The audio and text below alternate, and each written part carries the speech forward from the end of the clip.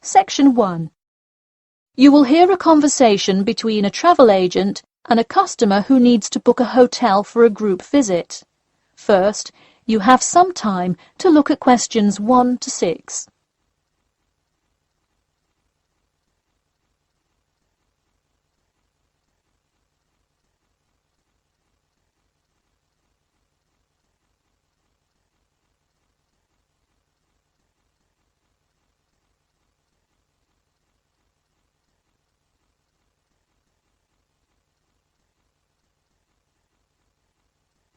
You will see that there is an example which has been done for you.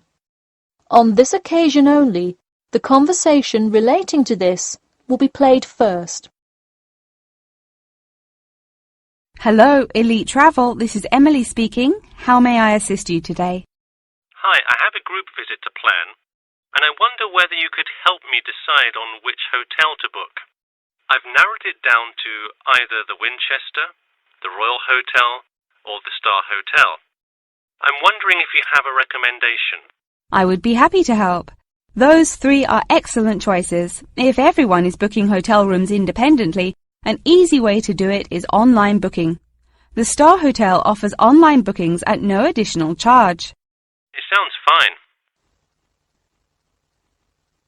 The woman says that the Star Hotel offers online bookings at no additional charge. So, choice B has been written in the space. Now we shall begin. You should answer the questions as you listen, because you will not hear the recording a second time. Listen carefully and answer questions 1 to 6. Hello, Elite Travel. This is Emily speaking. How may I assist you today? Hi, I have a group visit to plan, and I wonder whether you could help me decide on which hotel to book. I've narrowed it down to either the Winchester, the Royal Hotel, or the Star Hotel. I'm wondering if you have a recommendation. I would be happy to help. Those three are excellent choices. If everyone is booking hotel rooms independently, an easy way to do it is online booking. The Star Hotel offers online bookings at no additional charge. It sounds fine. Yeah, and you can even book the gorgeous sea view rooms if you act quickly. I'll consider that. It would be great, since we're mostly first-time visitors to the area, to get a nice view of the water. Now, are there handicap-accessible rooms? Yes, all three options have access for the physically disabled. Great. I should also mention that we'll be on a tight schedule, so we won't have much time to go out for meals. Which of these hotels serve food? There is a limited continental breakfast menu at the Star and at the Winchester. For a full restaurant and room service, the Royal Hotel is your best bet. Oh, wonderful. Could you tell me more about the restaurant? Absolutely. In the morning, there is a gourmet buffet, or a la carte item, and after 11 a.m. lunch is served in the dining room.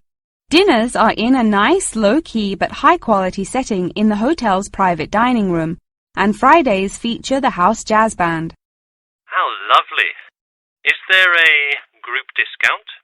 No, sorry, not at the Royal Hotel. Let me check on the others, though. Could I place you on hold for just a second? Sure, thanks. It looks like there is one at the Winchester. 15% off when you book 8 or more rooms. Really? Sold. We'll book at the Winchester. Wait, is it suitable for children, though? We'll have a few little ones in our group, and it would be great to have a way to keep them occupied. Yes, in fact it has a play place that kids just love, with slides and swings and everything. Definitely a good hotel to bring the kids. Okay, great. Before you hear the rest of the conversation, you have some time to look at questions 7 to 10.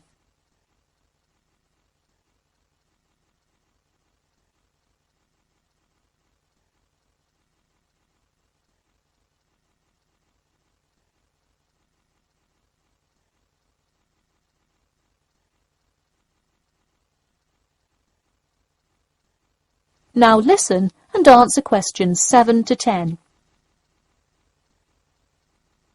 So now I know where we'll be staying. What next?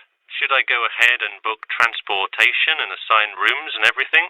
Well, for now there are only a few things for you to take care of. We will hold a block of rooms for you as soon as you send a deposit. I recommend booking as soon as possible, so you probably want to send the invitations as soon as you know how many rooms to hold. Oh, right. Okay. I'll send the invitations and put down the deposit. Is there anything else I should take care of? Great! And don't worry about this now, but sometime before you arrive, do let us know if you'll be requiring our transport service to and from the airport. I'll make sure to let you know. Does that incur a service charge, or perhaps a tip, or some presents to show our gratitude for the personal car service? Oh, don't worry about it. It is a free service, so if you would like to tip, you are welcome to do so. But hotel drivers do not accept gifts. Thanks for your help. My pleasure. Enjoy your stay at the Winchester. That is the end of section 1. You now have half a minute to check your answers.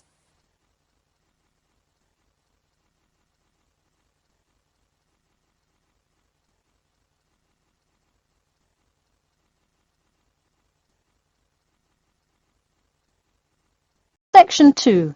You will hear a talk about the 11th Annual Durham County Car Exhibition. First, you have some time to look at questions 11 to 16.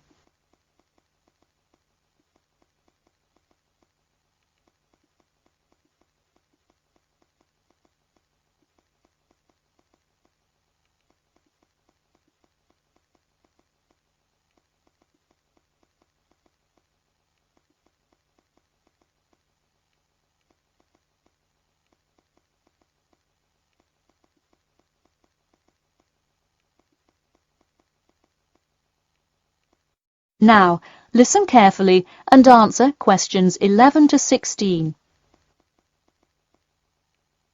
Ladies and gentlemen of Durham, start your engines. Skip Gordon here, inviting you to the 11th Annual Durham County Car Exhibition. That's right, it's that time of year again. Mark your calendars. The pre-opening event kicks off on the 18th, and the exhibition officially opens to the public on Saturday, March the 19th. Take it from me, you won't want to miss Durham's most attended public event of the year 5 times running. You don't have to be a motorhead to appreciate the finest cars, both new and old, in existence today, but it helps.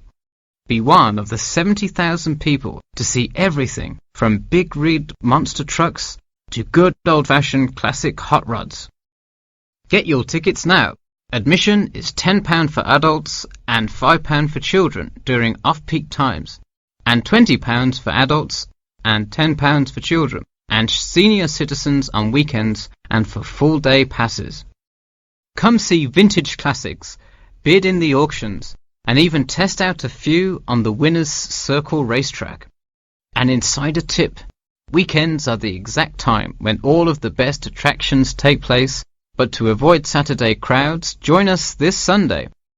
You'll see me, Skip Gordon, and all your friends from WKXP there this Sunday at our very own booth, so stop by and say hi, and you might just win a prize of your own. A new attraction this year will be the addition of a new car category, electricity, namely the electric car class. See displays from Toyota, Honda, and you guessed it, Tesla. Watch as the first generation of fully electric cars compete on style, ride, and watch the main entertainment as there's going to be a fabulous show of racing car to see who takes home fastest battery-powered car. While not typically known for their speed, this new class is guaranteed to surprise you. Before you hear the rest of the talk, you have some time to look at questions 17 to 20.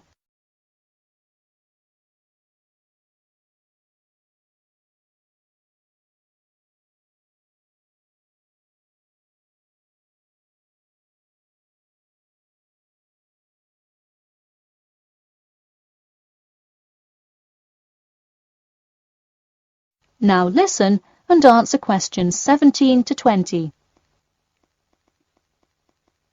Get tickets before they sell out. Last year's tickets sold out fast, so we upped the attendance this year. That's right, more seats. But don't wait. Act now and save. That's right, if you buy your tickets before this Friday, you'll get 2 for the price of 1. That's right, 2 for the price of 1. And don't worry, kids. Just like last year, there's something specially for you. Wreak havoc on the road with the Kids Crazy Cars ride, and then race around the Tiny Tykes track in your favourite child-sized race car. Meanwhile, Mom and Dad can take a spin in a ride a bit more than their size. We're rolling out a massive dirt track so you can get behind the wheel and test drive something a little more adventurous. Put the pedal to the metal in a 4x4 SUV as you go over bumps and navigate through twists and turns. You'll want to buckle up. You heard it here. Act now to get in on the fun at the Durham County Car Show before it's too late. Come for prizes, good prices, and good old-fashioned family fun. We had a lucky draw for a new car last year, but this year our main event is the Monster Truck Rally, where one lucky fan will win a chance to experience the thrill from behind the wheel, well, next to the wheel, as they ride with legendary driver Smash Tate. Feel the speed firsthand and talk to a living legend in a true, once-in-a-lifetime opportunity. For tickets, go online to www.durhamcountycars.com or call 1-888-CAR-SHOW now. We'll see you there, and always remember to buckle up. That is the end of section 2. You now have half a minute to check your answers.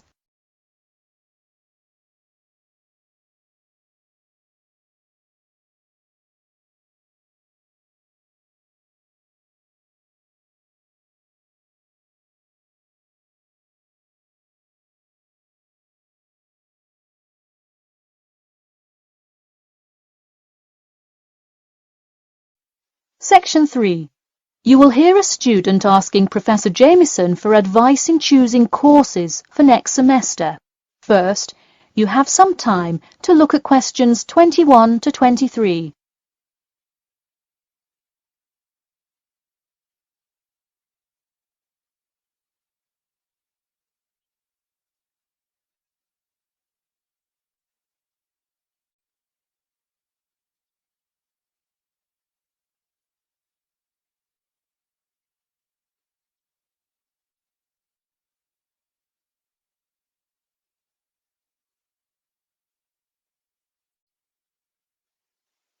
Now, listen carefully and answer questions 21 to 23.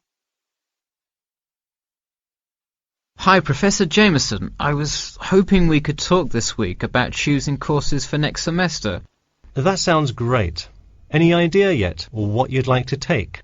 Well, I was hoping you could kind of tell me. There are so many to choose from. I don't even know where to start. Sure. Well, first things first. Do you know what you will major in? It's important to take courses that are relevant to your career path. Well, I think I want to major in biology. I want to go to medical school, so it seems like it would make sense. I agree. If you like biology, it's definitely a good idea to focus on that, since so many of the requirements overlap. Okay, so I should take a few biology classes then? Yes, let's start there. You should pick 1 or 2 biology classes. Not just any biology classes, though. If possible, read online or talk to senior fellows and find out about the structure of the courses. You don't want to end up signing up for 2 classes that require labs in the same semester. You'll spend so much time in the biology department that you won't see the light of day. All right, good idea. I heard labs can be as long as 4 hours. That's true. And another thing, make sure the topic is either relevant to your major or something you're interested in learning about. It sounds obvious, but do not just take a class because you heard it was easy or because it does not require attendance. Of course not, though it would be really nice to have at least one class that's a little bit less rigorous than the ones I'm taking this semester. I barely sleep as it is with all this studying. That may have more to do with your study habits, though I don't disagree that your schedule is really difficult this semester. Before you hear the rest of the talk, you have some time to look at questions 24 to 30.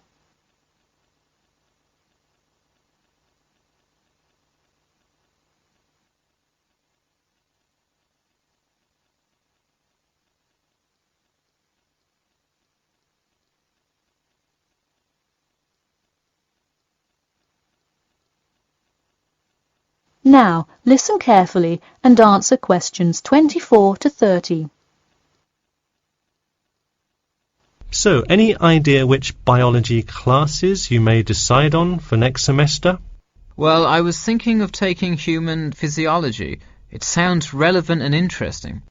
I think it is an interesting class, but I would recommend against it. You're already in human anatomy, which also covers physiology, so it would be repetitive and probably not the best use of your time. If I already know some of the stuff, I could take it to boost my GPA a little bit. You could maybe do that, except the professor that teaches it is famous for giving out the fewest A's of any professor. Oh, well, never mind. Now, changing subjects. Have you decided yet on your research topic? Well, I actually decided I don't want to do a research paper. I'm going to do a dissertation instead. I think I will much more enjoy coming up with a thesis and finding all the details to support it. I see. Didn't you already do some of the research, though? What happened to that? Well, I started doing research, then the more data I collected, the more complicated things got. I realized I would have to take a lot more steps to randomize the sample, and then I realized I would need to control for more factors. I see. What kind of data collection did you do? I interviewed employees at the water treatment facility after Professor Dickinson recommended it. I understand. Well, the research paper could be much more outside work, but it may be worth it if that is what you're interested in. No, I am a lot happier just doing the dissertation. That's fine with me. Just remember, you need to finish your first draft and send it in soon. It's already the middle of February. Oh, wow, it is, isn't it? I just have to finish it by the end of March, right? Yep, but don't forget, the date will really sneak up on you. Okay, I'll make sure to set reminders in my calendar. And who do I talk to about registering my dissertation? You should go to the department office and then talk to the secretary. I thought I needed to talk to the department head. Not for registering. If you need help developing your dissertation, that's when you should go to the department head. I see. And who would I see about getting access to the database of past research on my topic?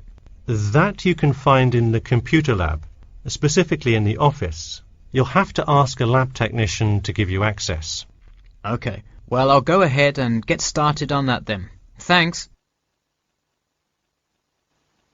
That is the end of section 3. You now have half a minute to check your answers.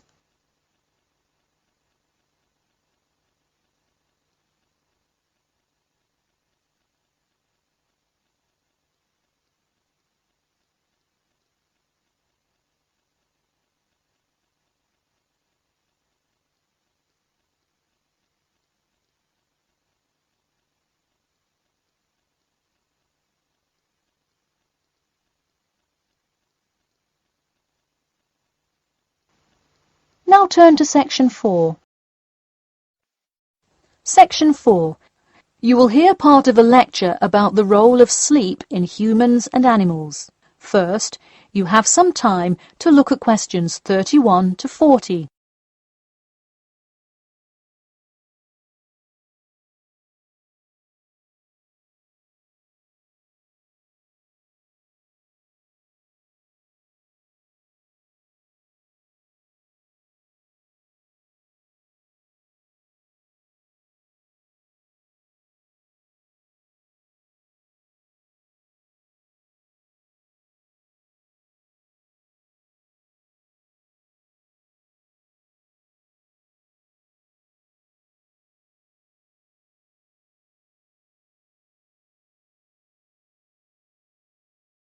Now, listen carefully and answer questions 31 to 40.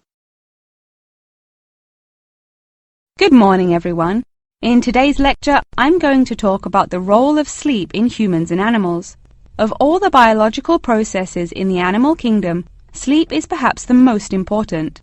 A human can survive for almost 2 weeks without eating, but did you know that 1 week without sleep can be fatal? It's even worse for animals, especially for those who must avoid predators. Without sleep, an animal is much less capable of avoiding an attack. This is the case for all animals, whether they are reptiles, mammals, or fish. Let us look now at how different animals sleep, reasons for their ways of rest, and the potential problems they might encounter. In marine life, sleep must be balanced with breathing. For example, the dolphin must float to the surface as it sleeps in order to breathe. Like other large sea mammals, they keep one eye open and one half of the brain awake at all times to maintain some amount of consciousness required to breathe and to watch out for possible threats. They sleep with only one brain hemisphere in slow wave sleep. Birds also have unusual sleeping patterns, mostly due to being constantly on edge in the presence of numerous predators. They usually sleep quite lightly. For example, Swainson's thrush, also called olive-backed thrush, is a medium-sized thrush that takes hundreds of naps during the day, each of which lasts just a few seconds. While migrating, migratory birds tend to function well on micronaps. Horses, on the other hand, do most of their sleeping standing up. Scientists think that horses developed their habit of sleeping upright as a defense mechanism, a way of protecting themselves against predators, and a standing position keeps a horse in a constant state of readiness to race away if danger should approach. Also, horses do occasionally take short naps lying down. Horses are heavy animals with big muscles, but their bones are surprisingly delicate, so lying in one position for a long time could well injure a horse. Just like humans, animals can also have sleeping problems. Dr. John Hendricks and Adrian Morrison from the School of Veterinary Medicine, University of Pennsylvania in Philadelphia, determined that certain diseases were primarily associated with the sleep states in animals. In their research, they emphasized that because so much in this area still remains unclear, animal models were very important for studies of sleep disorders. The physiology of sleep in animals is similar to that of humans.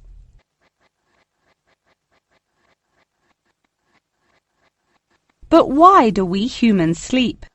Researchers and scientists believe it helps us organize our memories of the day, that sleep acts as a kind of filing system for the brain. Without it, our thoughts become disorderly and confused, which leads to increased likelihood of accidents and a tendency to say and do bizarre things. Researchers also believe that sleep plays a key role in learning. We sleep so that the brain can integrate new knowledge and form new associations. Because of the similar sleeping pattern to that of humans, rats are often studied in order to increase our knowledge of human physiology. In one study, rats were kept awake for almost 2 weeks and their behavior was observed. Researchers found the sleep-deprived rats could hardly remember anything of what they had been taught that day. For example, one rat had been taught to recognize pictures of various Parisian landmarks in order to receive food. Pressing a button below a picture of the Louvre would result in food being released, and so forth. However, when deprived of sleep, they would press buttons seemingly at random. In addition to rats, the fruit fly, a small insect that feeds and breeds on spoiled fruit, also has been used as a model organism, and thousands of scientists around the world work on it. But why was the fruit fly chosen to be studied? It was for practical reasons. The most important one is that the relationship between fly and human genes is so close that the sequences of newly discovered human genes, including genes that show a susceptibility, can often be matched against their fly counterparts. This provides an indication of the function of the human gene and could help in the development of effective drugs to help people with sleeping disorders. Therefore, many scientists today choose to study the genetic structure of the fruit fly, which could make a particularly important contribution to the understanding of developmental processes in humans. In conclusion, sleep is a necessary part of life, not just for humans, but for the entire animal kingdom. Now, I'd be happy to answer any questions you may have. That is the end of section 4. You now have half a minute to check your answers.